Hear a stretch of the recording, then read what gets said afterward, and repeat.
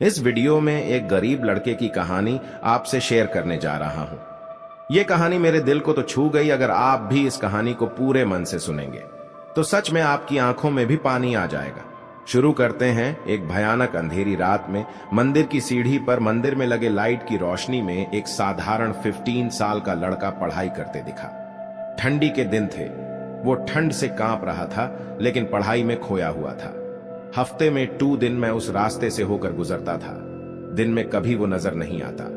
मुझे काफी जिज्ञासा होती थी उसके बारे में जानने की। एक रात खाना खाकर मैं गाड़ी लेकर उसी रास्ते से गुजरने वाला था। सोचा जाते जाते कुछ पार्सल लेकर जाऊंगा उसके लिए।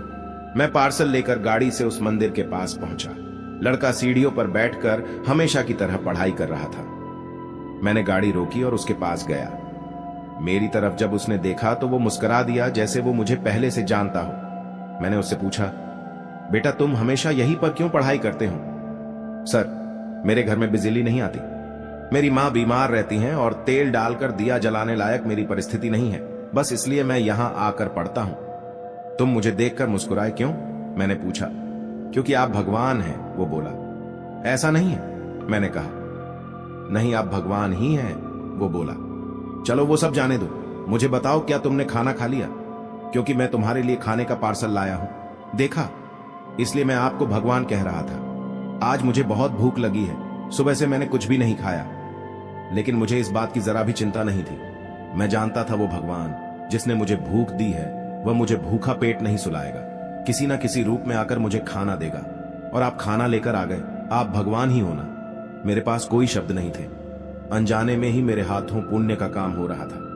हर दिन कर्जे में डूबे होने के कारण ऊपर वाले को, उस भगवान को कोसता था। आज उसने मुझे ही भगवान की उपाधि देखकर शर्मसार कर दिया था। आधा खाना खाकर उसने आधा बचा लिया और मुझसे बोला कि सर, आप 5 मिनट यही ठहरिए, मैं ये खाना मेरी मां को देकर आता हूं। मंदिर से कुछ दूर एक पुराने घर की तरफ जाते हुए मैं उसे देखता रहा। कुछ मिनटों बाद वह वापस लौटा। उसके हाथों में मुट्ठी भर फूल थे। उसने वो मेरे पैरों में रख दिए और बोला, मां ने कहा है, जिस भगवान ने हमारा पेट भरा है उसके चरणों में थोड़े फूल तो चढ़ाने ही चाहिए। मेरी आंखें बंद हो गईं और उसमें अपने आप आंसू निकल आए। आंखें खोल के मैंने उसके पुराने घर की तरफ देखा। उस घर के सामने पड़े पत्थर में भी मुझे प्यारी सी मुस्कान दिखाई दे रही थी। उस लड़के की आंखों में मुझे साक्षात भगवान दिखाई दे रहा था।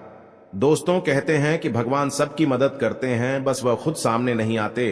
किसी ना किसी के जरिए हम तक वह मदद पहुंचा देते हैं। बस जरूरत है तो उन पर विश्वास करने की।